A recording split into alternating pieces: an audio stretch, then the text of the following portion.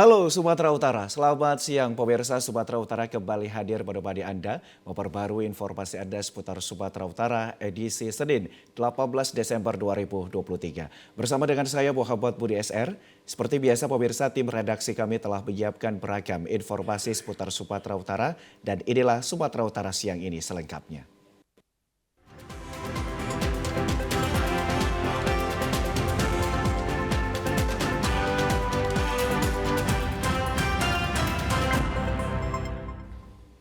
Pemirsa, melalui proses panjang, akhirnya bangunan diskotik Key Garden diruntuhkan oleh tim gabungan Polda Sumatera Utara dan Kodam 1 Bukit Barisan beserta pemerintah Kabupaten Deli Serdang.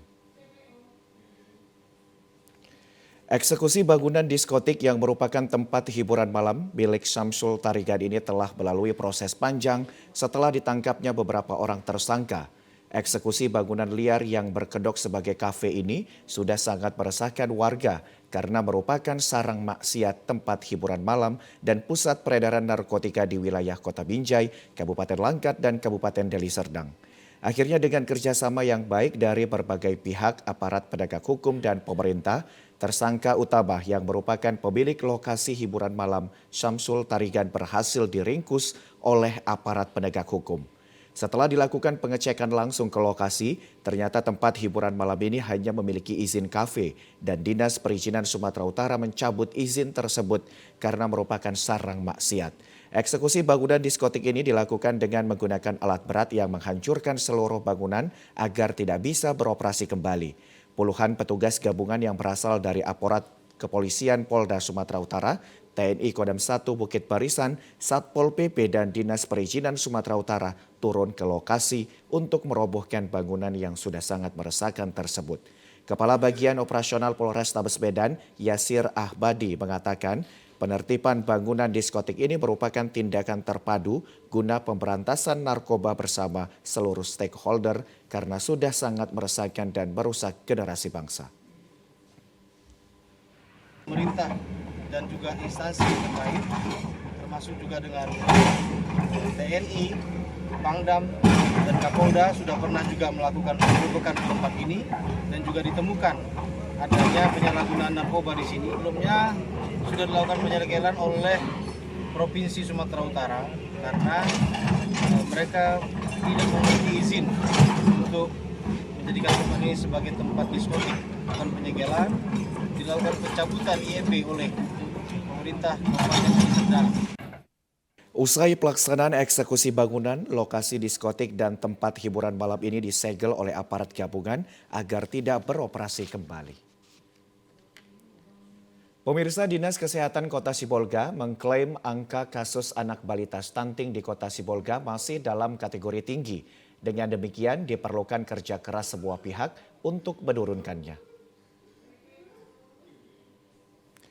Data tahun 2023 yang ada di Dinas Kesehatan Kota Sibolga menunjukkan dari 7.111 balita yang ada di Kota Sibolga tercatat sebanyak 232 balita yang digolongkan dalam kategori stunting. Usia 0 hingga 25 bulan mencapai 46 balita. Usia 25 sampai 59 bulan 185 balita. Dengan demikian, jumlah keseluruhan usia 0 hingga 59 bulan terdapat 232 balita yang stunting. Bahkan di Kota Sibolga, ada 3 kelurahan yang tercatat memiliki balita stunting. Di antaranya Kelurahan Pancuran Bambu, Sibolga Ilir, dan Kelurahan Pancuran Inang. Angka balita stunting di Kota Sibolga berdasarkan data dari Survei Status Gizi Indonesia mencapai 14,5%. Sedangkan berdasarkan Survei Kesehatan Indonesia tahun 2023, angka stunting Kota Sibolga mencapai 10,97%. Sementara berdasarkan aplikasi elektronik, pencatatan dan pelaporan gizi berbasis masyarakat mencapai 3,26%. Stunting itu kan ada 2, spesifik dan sensitif. Sensitif itu 70% kontribusinya, sedangkan spesifiknya cuma 30 masalah gizi. Angka stunting di Kota Sibolga sendiri berapa? Berapa persen? Angka stuntingnya, Bang? Kalau yang terakhir hasil SSGI kan 14,5%. Iya, SSGI. Itu SSGI. Iya, SSGI. Kalau dari EPP GBM berapa tadi ya, 3,26. 2023 kemarin kan SGSGI tidak melakukan survei, diganti dengan SKI. Menuntaskan permasalahan balita stunting di Kota Sibolga, Kepala Dinas Kesehatan Kota Sibolga menghimbau agar semua pihak dapat bekerja sama, termasuk juga masyarakat. Pemirsa, harga bawang putih dan bawang merah merangkak naik di pasar tradisional Kecamatan Silangkitang, Kabupaten Labuhan Batu Selatan. Kenaikan ini dipicu faktor cuaca. Sejak awal Desember, harga bawang putih mengalami kenaikan hingga mencapai Rp40.000 per kilogramnya. Hal ini membuat masyarakat resah karena sebelumnya harga bawang putih hanya Rp35.000 per kilogram. Kenaikan ini disebabkan kurangnya ketersediaan bawang putih di pasar. Selain itu, harga bawang merah juga naik menjadi Rp24.000 dari sebelumnya Rp21.000 per kilogram. Keterbatasan stok bawang merah akibat cuaca buruk di sentra tanaman bawang sehingga membuat distributor lokal terpaksa mendatangkan bawang merah dari Pulau Jawa. Pedagang pasar tradisional Kecamatan Silangkitang, Sinaga mengatakan dengan semakin banyak permintaan konsumen, kemungkinan harga bawang putih dan bawang merah terus mengalami kenaikan. Jadi ada nggak harapan naik kembali lagi nih bang? Ada kebutuhannya itu kan semua saja kosong. Ini naiknya sudah berapa lama, Pak? Dalam minggu ini bulan ini lah bawang merah, kalau bawang putih baru dalam minggu ini. Oh, dengan kenaikan harga pembeli bagaimana? Apakah Merasa lah karena nggak mencukupi dana uang belanja. Salah seorang pembeli, Insa, menyampaikan meski harga bawang naik tapi tetap harus dibeli karena merupakan kebutuhan pokok sehari-hari. Merah ini bagaimana tanggapannya Bu? Ya aja lah, namanya kebutuhan. Jadi dengan naiknya ini Bu, ada nggak siasat untuk bersupaya hemat deh Bu? Biasanya kalau 5 kilo dikurangi jadi 1. Jadi ada penghematan Bu ya? Jadi Ibu sebagai pembeli apa harapan Bu terkait dengan naiknya harga barang ini Bu? Ya harapannya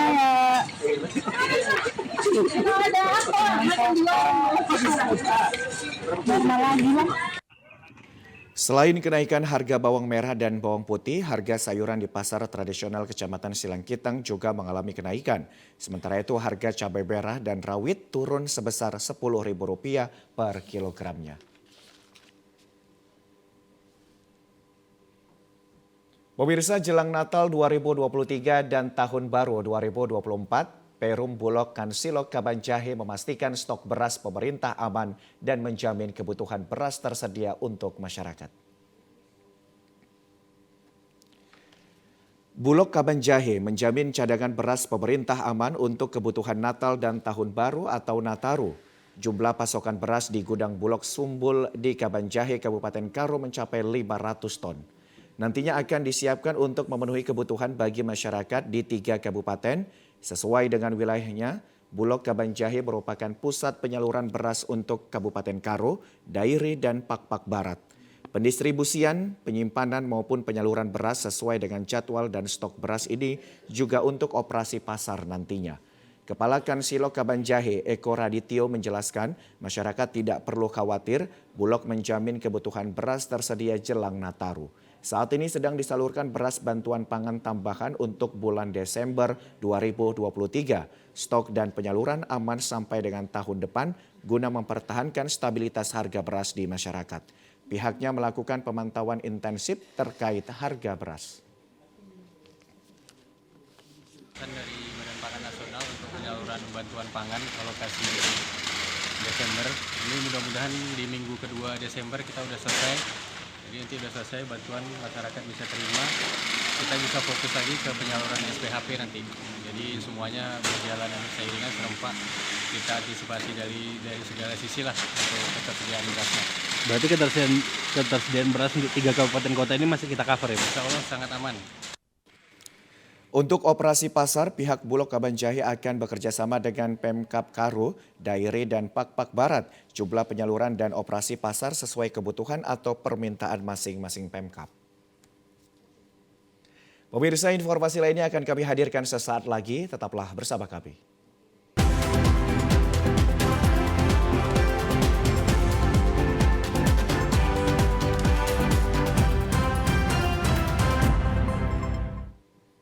Terima kasih Anda masih bersama dengan kami. Pemirsa, Komunitas Asli Anak Belawan atau AAB menggelar doa bersama dengan masyarakat dan penggalangan dana untuk warga Palestina yang dirundung duka di Gaza kemarin. Dalam kegiatan doa bersama dan penggalangan dana yang dilaksanakan komunitas AAB tersebut berlangsung di Masjid Jami di Jalan Selebes, Kecamatan Medan Belawan. Ratusan warga pesisir Medan Belawan membantu Palestina dengan mengirimkan doa agar warga Palestina kuat dalam menghadapi situasi perang saat ini. Dari hasil penggalangan dana tersebut, warga Palestina secara spontanitas oleh AAB berhasil mengumpulkan dana sebanyak Rp21.680.000 ditambah dengan hasil lelang foto dan souvenir juga penjualan sal. Hasil donasi AAB ini diberikan langsung ke KNRP, kemudian dikirimkan ke warga Gaza Palestina untuk keperluan membeli sembako, obat-obatan, pakaian, dan air mineral, serta hal lainnya. Evi Yunita Nasution mengatakan tidak bisa membantu Palestina melalui perang, tapi bisa berdoa kepada Allah SWT supaya diberi kekuatan kepada orang-orang Muslim di Palestina.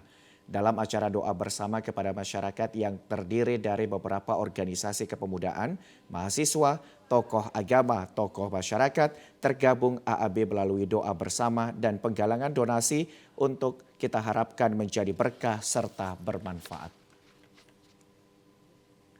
Pemirsa, menyambut perayaan Hari Natal, Lembaga Pemberdayaan Sosial Keluarga LPSK Bunga Teratai Sumatera Utara melakukan kegiatan berbagi bantuan sosial berupa sembako bertajuk Kasih Natal di sejumlah daerah di Sumatera Utara.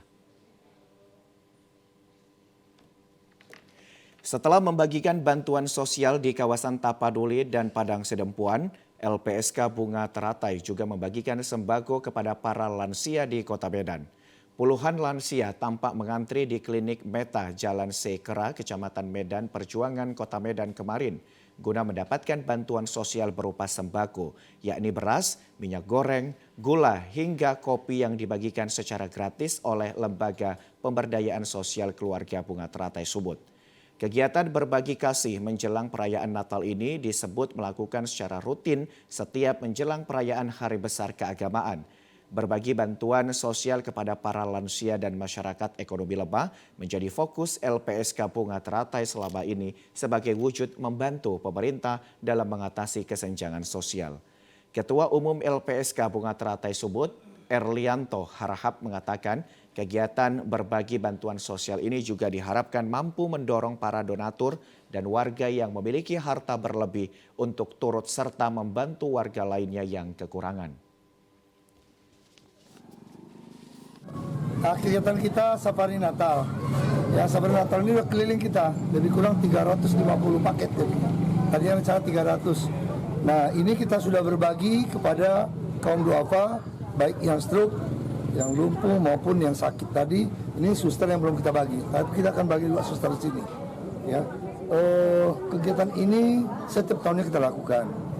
Kegiatan ini kepedulian terhadap mereka itu kita lakukan di berbagai tempat. LPSK Bunga Teratai selama ini dikenal sebagai lembaga swadaya masyarakat yang hadir di tengah masyarakat dalam melakukan kegiatan-kegiatan sosial seperti bantuan sosial, berperan sebagai penyalur sumbangan para donatur kepada masyarakat yang kurang mampu. Pemirsa, dalam rangka memperingati Hari Ibu Nasional 2023, BKM Husnul Hidayah menggelar khitanan massal dan berbagai pengobatan gratis bagi masyarakat umum. Ratusan anak-anak bersemangat mengikuti khitanan massal yang digelar di halaman Masjid Husnul Hidayah, Tanjung Permai, Helvetia, Medan kemarin. Terlihat ratusan bocah tersebut menggunakan sarung dan baju koko memasuki halaman masjid yang disambut dengan tepung tawar.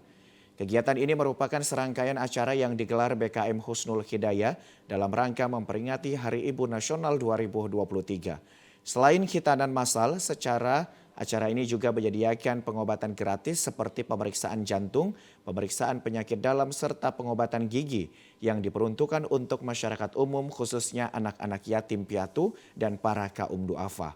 Ketua Panitia Yulisma Siregar mengatakan kegiatan ini pihaknya bekerjasama dengan Dinas Kesehatan Provinsi Sumatera Utara Yus5 menyebut dalam khitanan massal ini ada 100 anak yang mengikuti sunat massal tidak dipungut biaya atau gratis. Buka dengan khitanan massal 100 orang. Setelah acara seremonial tadi lah ya, hari ini dilanjutkan dengan pemeriksaan kesehatan dan pengobatan gratis, yaitu jantung, EKG, jantung, gigi, dan penyakit dalam. Untuk khitanan massal ini berapa orang yang ikut dan dari mana aja, Bu?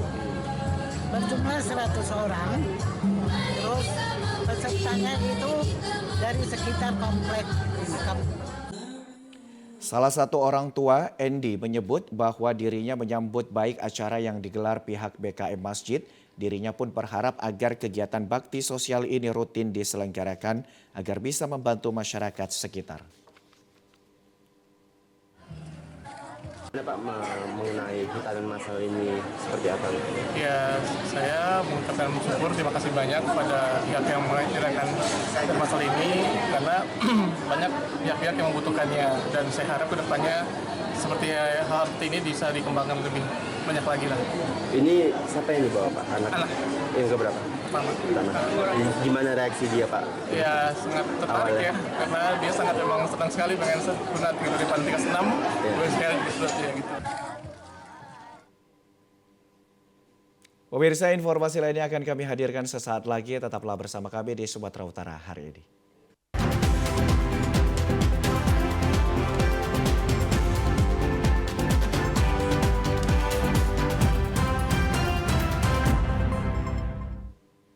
Pemirsa, Syafiq At-Taris Pasa asal dari Serdang keluar sebagai juara 1 umum pada Akademi Dai Cilik TVRI Sumatera Utara tahun 2023. Syafiq dinyatakan sebagai pemenang juara umum setelah grand final yang diselenggarakan di Studio 2 TVRI Sumatera Utara kemarin.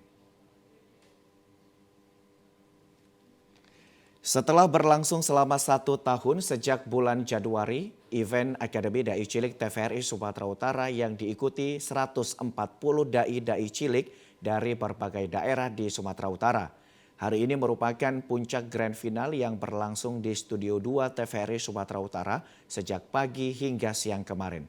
Pada Akademi Dai Cilik TVRI Sumatera Utara tahun 2023, keluar sebagai juara 1 umum Syafiq At-Taris Pasa asal dari Serdang, diikuti Naya Berlian Setiawan juga asal dari Serdang sebagai juara umum kedua. Dan Fadel Muhammad asal Binjai sebagai juara ketiga. Sementara itu untuk juara istimewa 1 diraih Faizan Al-Latif Bako asal Aceh dan Akila Faris Mufia asal Deli Serdang sebagai juara istimewa kedua.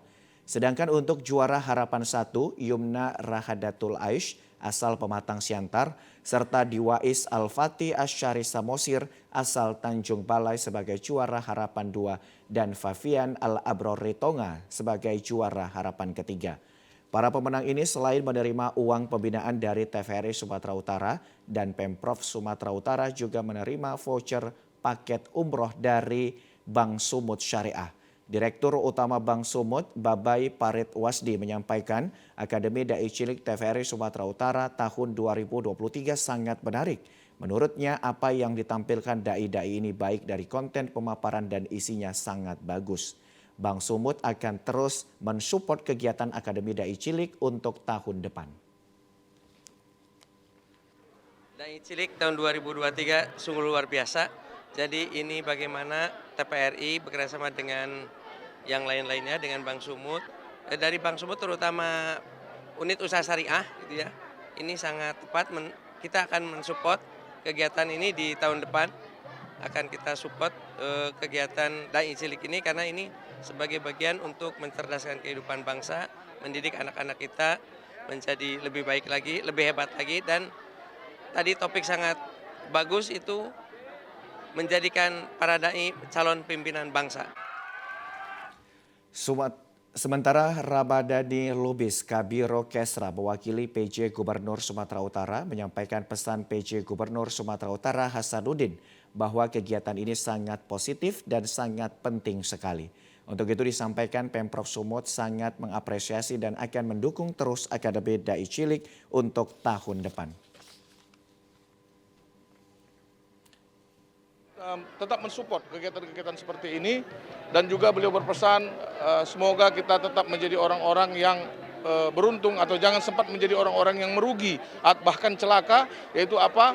Yaitu orang-orang yang kegiatan pada hari ini harus lebih baik dari yang kemarin, serta yang hari esok harus lebih baik dari hari ini. Itu harapan Bapak Gubernur, kiranya kami berharap kegiatan-kegiatan seperti ini tetap eksis. Terima kasih kepada TVRI Stasiun Sumatera Utara. Kami mewakili pemerintah Provinsi Sumatera Utara mengucapkan apresiasi dan terima kasih. Pemirsa, guna meningkatkan literasi masyarakat akan keteladanan dan panutan yang dapat dijadikan sebagai contoh, Dinas Perpustakaan Daerah dan Arsip Provinsi Sumatera Utara menerbitkan buku berjudul Birokrat dan Politisi Teladan. Buku Birokrat dan Politisi Teladan yang diterbitkan Dinas Perpustakaan Daerah dan Arsip Sumatera Utara melalui biografi putra daerah Sumatera Utara, yaitu Haji Abdul Wahab Dalibunte yang merupakan mantan Bupati Tapteng, Sekda Provinsi Sumatera Utara, Wakil Gubernur, Ketua DPRD Sumatera Utara, hingga Ketua DPR RI. Asisten Administrasi Umum Lis Handayani Siregar menyampaikan pidato PJ Gubernur mengapresiasi seluruh putra daerah yang memiliki keteladanan hingga biografinya diharapkan dapat menginspirasi masyarakat. Dikatakan bahwa pembangunan SDM yang berkualitas menjadi salah satu prioritas untuk mewujudkan Sumatera Utara yang hebat dan provinsi yang senantiasa meningkatkan kecerdasan serta kesejahteraan. Untuk itu PJ Gubernur menyampaikan bahwa Sumut harus mensyukuri atas banyaknya tokoh yang menjadi sumber inspirasi dan teladan. Kepala Dinas Perpustakaan dan Arsip Daerah Provinsi Dwi Endah Purwanti menyampaikan menerbitkan buku Tokoh Sumatera atas dasar usulan dari masyarakat Sumatera Utara. Usulan penerbitan buku biografi Haji Abdul Wahab Dalibunte berjudul Birokrat dan Politisi Teladan sudah melalui sejumlah persyaratan dan dianggap mampu menginspirasi setiap pembacanya. Melalui penertiban buku yang dilakukan diharapkan mampu meningkatkan indeks literasi Sumatera Utara yang saat ini masih di bawah rata-rata nasional. Kita harapkan penerbitan buku-buku tokoh Sumatera Utara seperti ini akan memberikan manfaat untuk keteladanan bagi masyarakat Sumatera Utara. Bagaimana tokoh seperti Bapak Wahab Dalibunte, beliau meniti karirnya itu tidak dengan mudah, tapi dengan perjuangan keras, dengan ketekunan, sehingga beliau sampai kepada puncak. Biasanya kalau Dinas Perpustakaan itu siapa tokoh yang kita tuliskan itu adalah aspirasi dari masyarakat. Itu tentunya desakan dari masyarakat, dan ini kebetulan juga Iklap Raya juga aktif sekali mendesak kepada kami karena memang keteladanan Bapak Wahab Dalibunte itu sudah sangat-sangat diakui di Provinsi Sumatera Utara ini. Salah seorang putra Haji Abdul Wahab Dalibunte yang hadir dalam peluncuran buku biografi tersebut, Asnanuddin Dalibunte, mengaku bangga memiliki sosok ayah yang menjadi teladan banyak orang. Sebagai anak, ia juga mengaku sosok sang ayah memang sangat disiplin dan rendah hati serta berintegritas tinggi. Ia berharap dapat memetik hikmah dari membaca buku biografi Abdul Wahab Dalibunte.